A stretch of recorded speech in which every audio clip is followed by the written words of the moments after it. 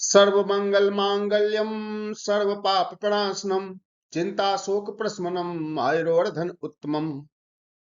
भगवान सूर्य नारायण आप सभी के जीवन में खुशियां और प्रकाश लाए और जीवन की सभी कठिनाइयां, सभी प्रकार के भय को नष्ट करें।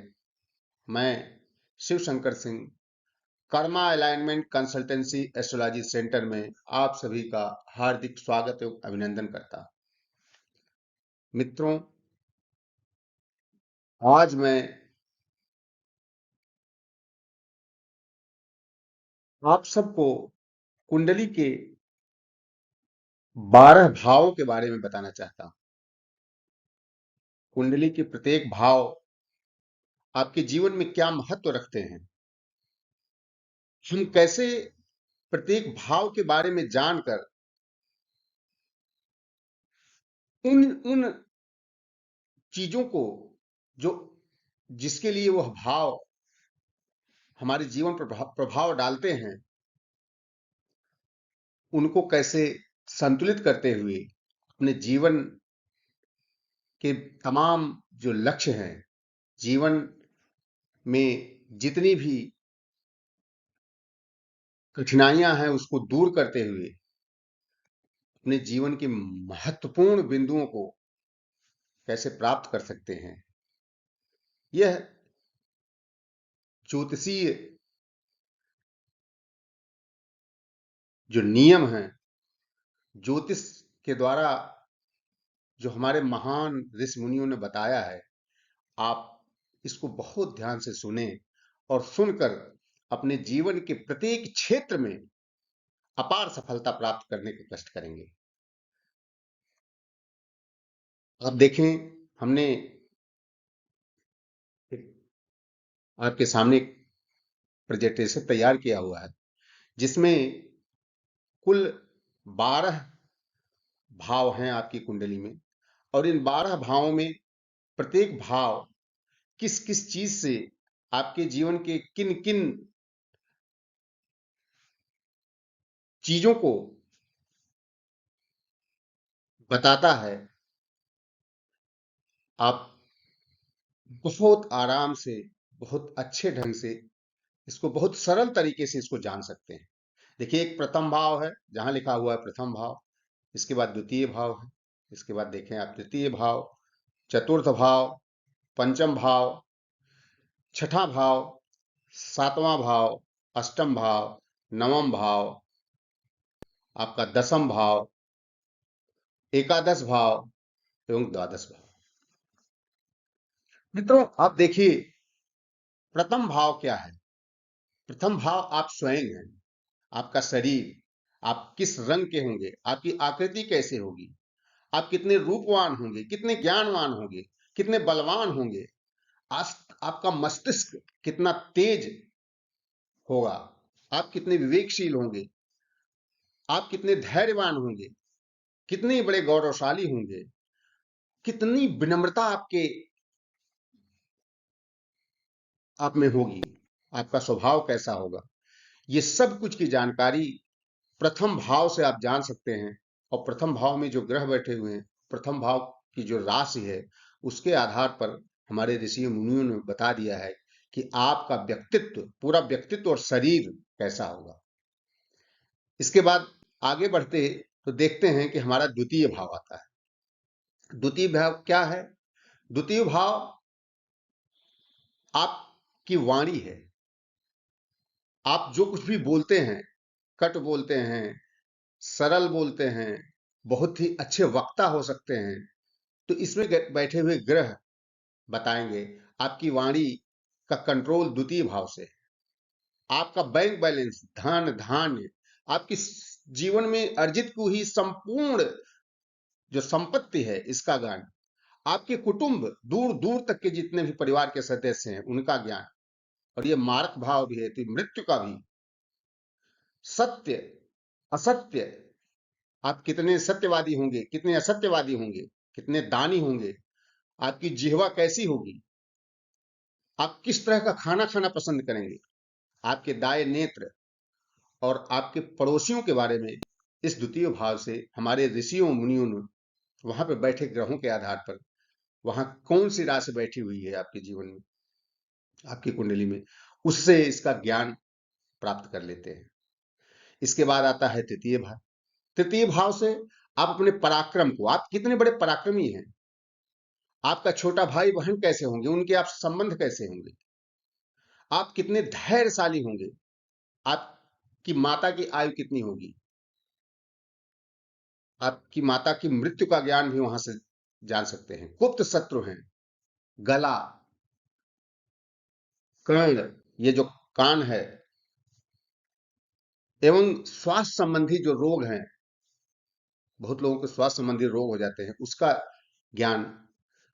नेटवर्किंग, सारी नेटवर्किंग आप पूरी दुनिया की में जितनी बड़ी से बड़ी नेटवर्किंग आप अपने जीवन में कर सकते हैं, इसका ज्ञान आप तृतीय भाव से कर सकते हैं। इसके अलावा तृतीय भाव से आप यह भी जान सकते हैं कि आप छोटी छोटी जो यात्राएं हैं कितनी ज्यादा आपके जीवन में हुई। इसके बाद आता है आपका चतुर्थ भाव। चतुर्थ भाव आपकी माता का भाव। यहां से माता के बारे में, आपका माता, आपकी माता कैसी होंगी, आपका सुख कैसा होगा, आपका जो छोटा सा परिवार है, आपका जो छोटा सा परिवार है, आपके द्वारा पैदा किया हुआ जो परिवार है, वह आपके भूमि भवन अचल संपत्ति, आपके पास किस प्रकार की गाड़ी होगी, कितनी महंगी गाड़ी आप खरीद सकते हैं, आपकी अचल संपत्ति, गड़ा हुआ धन, आपके फेफड़े के बारे में, छाती के ऊपर हार्ट वगैरह की सारी चीजें, हृदय का ऊपरी भाग, ये सब सारी चीजों का आप यहां से यह भी जान सकते हैं कि जिनसे आप कितना ज्यादा लोगों में विख्यात होंगे। तो ये सब सारी चीजें आप चतुर्थ भाव से अच्छे ढंग से जान सकते हैं। वहां पे कौन से ग्रह बैठे हुए हैं, वहां पे कौन सी राशि है, इससे अच्छी तरह से आप इन सब चीजों का ज्ञान कर सकते हैं। इसके बाद आता है पंचम भाव। पंचम भाव ज्ञान का भाव है। आप कितने ज्ञानी होंगे, आपकी पढ़ाई, यहां से कितने मंत्रशील होंगे, आपकी मंत्र प्राप्त करने की शक्ति कितनी होगी, आपके पास संतानिक कैसी होगी, आपकी संतान कैसी होगी, संतान का भाव, आपके यश, आपके कितने अनुयायी होंगे, धर्म मंगल कार्य कितने भी आपके जीवन में होंगे। ननिहाल, छठे से भी कुछ लोग ननिहाल को देखते हैं, हृदय रोग, छाती के निचले भाग से संबंधित रोग, और क्रिएशन, आप कितना बड़ा क्रिएशन कर सकते हैं अपने जीवन में। क्रिएटिविटी अगर आप देखें तो जो पंचम भाव से क्रिएटिविटी का भी ज्ञान होता है। यहाँ पर बैठे हुए ग्रह, यहाँ पर बैठी हुई जो जो आपकी जन्म कुंडली की जो राशियां हैं, और गोचर के समय कौन सा ग्रह यहाँ जो चल रहा है, उस समय आपकी मनोदशा किस प्रकार की होगी, ये सारी चीजें, ये सब सारी चीजों ये का ज्ञान आप पंचम भाव से जो है कर सकते हैं। इसके बाद मित्रों छठा भाव। छठा भाव को कहते हैं कि रोग ऋण शत्रु, शत्रु चिंता रोग, ऋण मुकदमेबाजी, उदर के ऊपरी भाग, आप ऋण यहां से ले रहे हैं तो ऋण चुका पाएंगे कि नहीं, मुकदमेबाजी आप होगी तो आप जीत पाएंगे कि नहीं, उदर के ऊपरी भाग संबंधित रोग, आपको जो अपयश लिखा है, शोक दुख। और यहां पर बैठे हुए ग्रह आपको यह भी बताते हैं कि आपकी सर्विसेज, आप सर्विस, सेवा, सेवा का भाव भी है। सेवा यहां से देख सकते हैं किस प्रकार की सेवाएं आप दे सकते हैं। आपकी नौकरी, नौकरी भी एक सेवा है। तो ज्योतिष गण लोग, जो विद्वान ज्योतिष गण लोग हैं, वो सारी चीजें यहां से देख करके वो बता सकते हैं कि आपके जीवन में किस प्रकार की चिंता, किस प्रकार के रोग होंगे, सत्व कितना प्रभावशाली होगा। इसके बाद आता है सप्तम भाव। सप्तम भाव मतलब आपके जीवन साथी का भाव। आपके जीवन साथी का मतलब आपकी पत्नी, पत्नी के अलावा जब आप बाहर जो है जाते हैं और कार्य करते हैं, तो कार्य करते समय बहुत सारे लोग आपसे जुड़ते हैं, पार्टनर्स बन जाते हैं। तो पार्टनर्स कैसे होंगे? काम वासना, विवाह कब होगा, कैसी पत्नी मिलेगी, दैनिक व्यवसाय, रोजमर्रा के, रिटेल, मृत्यु, यह भी एक मारक भाव है। जननेंद्रियां, सामने का जो अपोनेंट, सामने का जो शत्रु है। और साझेदारी के बारे में मैंने बताया कि जो उनसे आपके पार्टनर्स कैसे होंगे। साझेदारी का बिजनेस अगर आप करते हैं तो वो साझेदार आपके साथ कैसा रोल निभाएंगे, कहीं धोखा तो नहीं होंगे, अच्छे साझेदार होंगे। इस सब सारी चीजों का ज्ञान आप इस सप्तम भाव को देख करके, सप्तम भाव में बैठे हुए जो ग्रह हैं, सप्तम भाव में जो बैठी हुई राशि है, उसके आधार पर बहुत ही आसानी से हमारे विद्वान जो ज्योतिष जानने वाले लोग हैं वह बता देते हैं। इसके बाद आता है अष्टम भाव।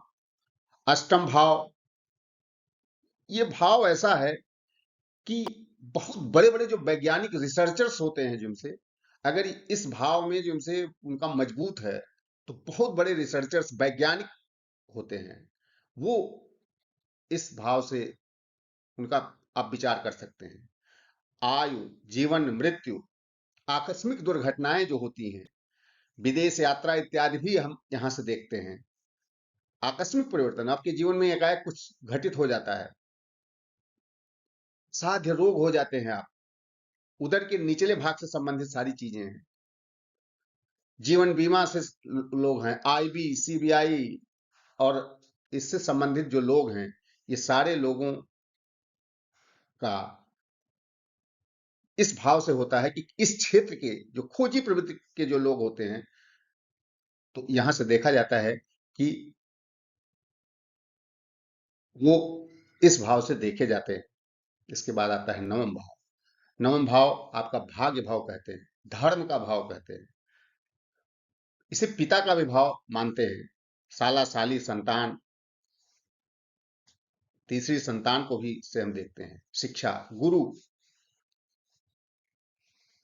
जीवन में जो कुछ भी आप, धार्मिक प्रवृत्ति आपकी कैसी होगी, इसके बारे में बहुत ही आसानी से इस नवम भाव के द्वारा, आपकी कुंडली में जो बैठे हुए ग्रह हैं, इसके द्वारा बताया जा सकता है। इसके बाद आता है दसम भाव। दसम भाव स्टेटस, इस दुनिया में आप आए हैं तो कर्म का भाव है। क्या करेंगे आप, कैसा स्टेटस होगा, पिता भी आपके कैसे होंगे, राज्य से आपके कैसे संबंध होंगे, कारोबार भी, यहां से भी व्यवसाय भी देखा जाता है। पद, प्रभुता, कितने अथॉरिटेटिव होंगे, के पास किस प्रकार के अधिकार आपको प्राप्त होंगे, आपकी प्रतिष्ठा कितनी होगी। राजयोग भी यहां से देखा जाता है। इसके बाद आता है एकादश, एकादश भाव, 11वां भाव। यहां से भी आपकी आय देखी जाती है। लाभ का भाव है ये। उपलब्धियां, मनोकामनाओं की पूर्ति, आपके जीवन में आपके द्वारा सोची हुई जो भी मनोकामनाएं हैं, जो भी सपने आप देखते हैं, वो उसकी पूर्ति होगी कि नहीं होगी, यह आप एकादश भाव, 11वें भाव से देख करके किसी भी कुंडली में बता सकते हैं कि एकादश भाव में किस प्रकार के ग्रह बैठे हुए हैं और किस प्रकार की मनोवृत्ति, इच्छाओं की पूर्ति आपकी होगी। आपके माता, ज्येष्ठ भ्राता, आपके सॉरी माता नहीं, ज्येष्ठ भ्राता, बहिन, पुत्र वधु और कान का भी ज्ञान यहां से जो है देखा जाता है। और ये सबसे प्रमुख भाव है। यहां पे जो भी ग्रह आ जाए, सब अच्छा ही फल देते हैं। इसके बाद आता है द्वादश भाव, मोक्ष का भाव है। जीवन में सब कुछ करते हुए आदमी जब अंतिम चरण में पहुंचता है, और जब भी कोई भी काम करते हैं, तो उसका जो एंड रिजल्ट है, आखिर हमें उसमें क्या मिला। मोक्ष मतलब शांति, सैया सुख। दिन भर काम करके जब आते हैं तो सैया सुख आपको कितना मिला है। सब कुछ कमाते हैं तो कितना हानि हो गई, व्यय, व्यय का भाव भी है, हानि कितनी हुई। विदेश, बीमार होते हैं तो अस्पताल में भर्ती होते हैं, यह भी एक मृत्यु का भाव है, इससे भी मृत्यु का विचार करते हैं। बायां नेत्र, ये सब समस्त चीजों का विचार, इससे आप कितने बड़े दानी प्रवृत्ति के हैं, आप कितने ज्यादा से ज्यादा जो है दान आप कर सकते हैं जिनसे, ये भाव बताता है। तो ये सारे दान का मतलब कि तुमसे अ, आप इस घर में बैठे हुए ग्रह ये बताते हैं, अगर शुक्र यहाँ बैठा है तो बहुत ही अच्छा माना जाता है। इस प्रकार से का हम द्वादश भाव के द्वारा हम व्यय, मोक्ष, शैया सुख, हानि, विदेश, अस्पताल में भर्ती, आपकी मृत्यु, बायां नियत इत्यादि का ज्ञान हमें होता है कि हमारे साथ कैसा होगा। तो इस प्रकार से आप सभी लोगों ने देखा कि हमारे कुंडली में जो ये 12 भाव हैं, ये हमारे पूरे जीवन की जो भी घटनाएं पूरे जीवन में होती हैं, जब हम पैदा होते हैं तब से लेकर के और मृत्यु तक में जो कुछ भी हमें प्राप्त होता है और हमें मोक्ष मतलब शांति जो प्राप्त होती है, ये सारा कुछ निचोड़ इसी कुंडली के 12 भावों में है। हम इसमें बैठे हुए ग्रहों के माध्यम से, इसमें जो राशियां हमें मिलती हैं उनके माध्यम से, उनको कैसे बैलेंस करें, उन उनको बैलेंस करके, इसी को हम कहते हैं कर्म को अलाइन करके हम अपने जीवन को सुखद से सुखद बना सकते हैं और जो समस्याएं हैं उसको कम से कम कर सकते हैं। यही हमारा ये पूरे कुंडली के बारे में बताने का उद्देश्य था। बहुत बहुत धन्यवाद। बहुत बहुत धन्यवाद। Thank you.